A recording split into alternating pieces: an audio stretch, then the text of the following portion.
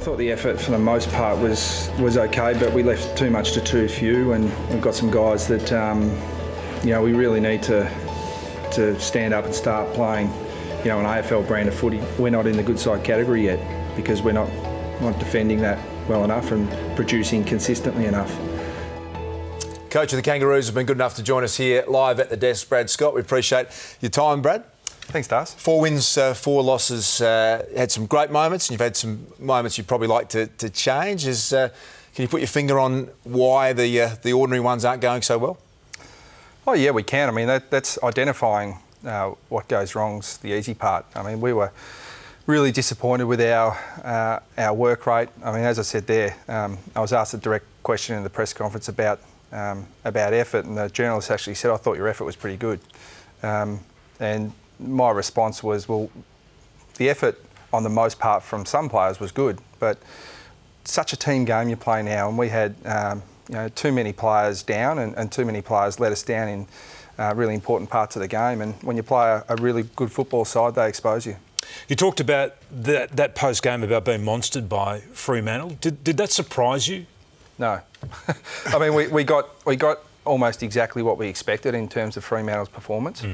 I think we were down 22 in contested possession, but really dominated in at the centre bounce area, but we just weren't able to convert. So, we actually got enough. We thought we got enough opportunities going forward, but couldn't convert goals. Kicked a lot of points, but also, I think we were 37% from our forward 50 entries, which is just nowhere near good enough. Can your greatest strength be your biggest weakness? I mean, you guys love to play that attacking style footy. I thought you were a little bit different against the Bombers a couple of weeks ago, but you can get scored against quickly too, can't you? I think we're better. The last 2 years we've been much better at that. Yep. Certainly 2013 that was the case. But 2013 we took the view that we wanted to play a really up-tempo style of footy. Yep. We wanted to play a brand of footy that was capable of beating the best. And I think we did that, or we got very close to that. But you're right, we got scored against too easily going the other way. So I think the adjustment's been okay, and we are working on a style of game where we can change it up from what is probably our preference to play fast, free-flowing, attacking footy. But when the opposition don't allow that, we can adjust and play a different style. So that's still a work in progress. We saw Sydney and Hawthorn play, and you came up against an incredible Fremantle side. It feels as though, for me, that the gap between that three and the rest is pretty significant. Is there enough talent in your list on its best day to compete against that group at its best? Well, we probably haven't had that complement, that full complement back out there this year yet. But the 22 that we put out on the weekend was fit. We think it's certainly capable. But look, I wouldn't read too much into the start of the season. I mean, when the fixture came out at the start of the year, it was either going to be some of the top 4 sides, including sort of Port Adelaide in 5th and Fremantle in 6th, if you look at it that way, where we all play each other, essentially. And unless there were going to be a couple of draws in those games, there were going to be some sides that were probably under a bit of pressure early. So, as it is, you've got Hawthorn, Geelong and us all 4 and 4 and Port Adelaide 3 and 5. So, I think it's going to take a while for that to wash out, and there are going to be a lot of false dawns this season, and there are going to be a lot of sides that are written off too early. And I think at round 8, that's already happened. We've done it 10 times. Yeah, you talked about the fact you haven't got your full complement of players there at the moment. I mean, Dal Santo's still out injured, and Wells is still out injured too. When might you get Wells back, first of all? Well, we think Wellsy, by his own admission, has turned a bit of a corner in terms of his Achilles tendon. And we feel now it's really a matter of getting conditioning into him because he's missed quite a bit of footy. So, we really hope that the injury as such has turned the corner, and it's just a matter of him getting enough match fitness from training as best we can in simulation drills so that when he gets out there, he can play 4 really good quarters. How do you stop a run on in modern day footy? We've seen even the very best Hawthorn last 2 grand finals. They've struggled this year to do that. Is that the hardest thing in the modern game? Look, it's difficult because the traditional model suggests put numbers behind the ball. Yep. But I mean, we evolve all the time as coaches and players, and as soon as the opposition now employ the old flood or put numbers behind the ball, it frees up attacking defenders. So how many goals before you say we've got to do something about it? And what do you say? It depends how quickly they are. I mean, Fremantle kicked 3 goals in quick succession against us in the first 5 or 7 minutes of the game on the weekend, and we already had a pretty good, believe it or not, defensive system in place, but we certainly didn't execute it very well. So, I think if you get multiple goals scored on you in a 5-minute period, then you've got to make a change. Brad, we opened the show tonight talking Carlton, talking Mick Malthouse, and some news there. I'm sure you would have heard. You spent some time as an assistant under Mick. Are you feeling for him at the moment? Are you feeling for the situation he's in?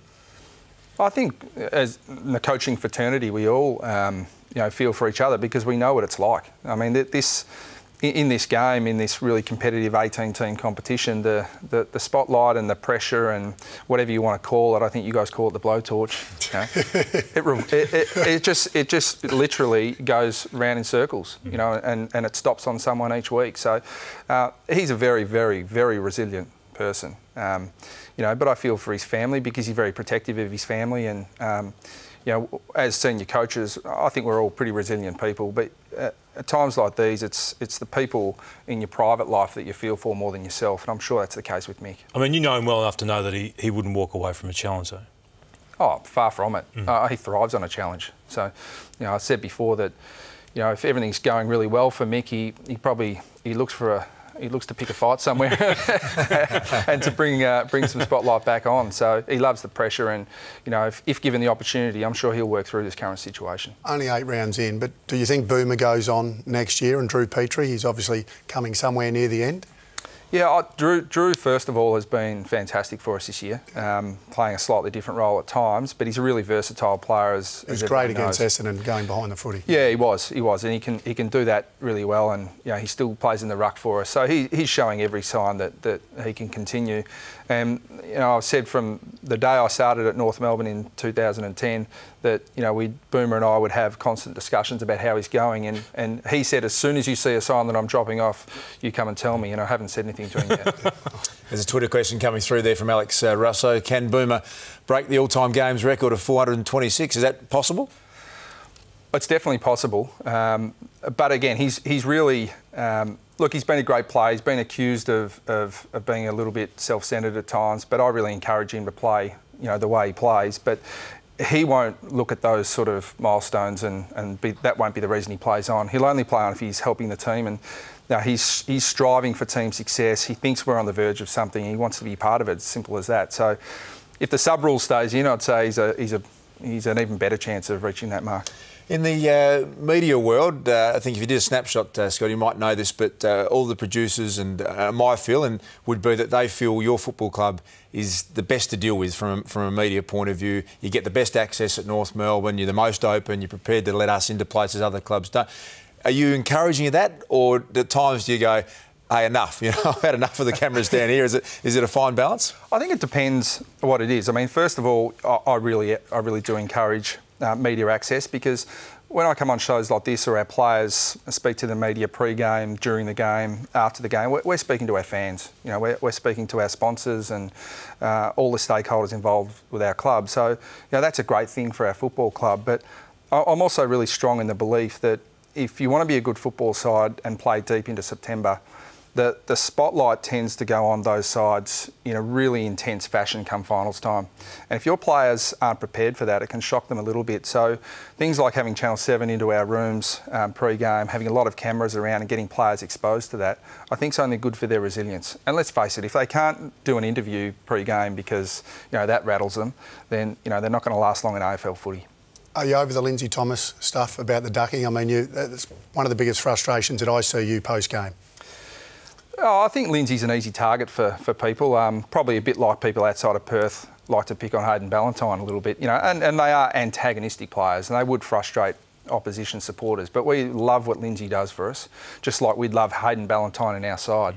But I think that the issue of ducking for free kicks is certainly pertinent, because it's more players ducking their head and driving forward into the tackler than shrugging the tackle and drawing a high free kick. Can I ask you, you sort of make a couple of, when you talk in post-match, you say there are other players in the league. Are you referring to your brother's side, Joel Selwood? Because I don't think Joel ducks. Now, I think Lindsay leans in and he's playing within the rules, and if he gets a free kick, he gets a free kick. But there is a difference with what Joel does and what Lindsay does. Do you agree with that? Oh, look, I'm happy to talk about our players who do it well. We've got a couple on our list who do that well. Lindsay's become really good at shrugging. I don't like, we don't encourage any of our players to drop the knees and put their head down and drive forward, because that's a practice that the AFL are really trying to stamp out.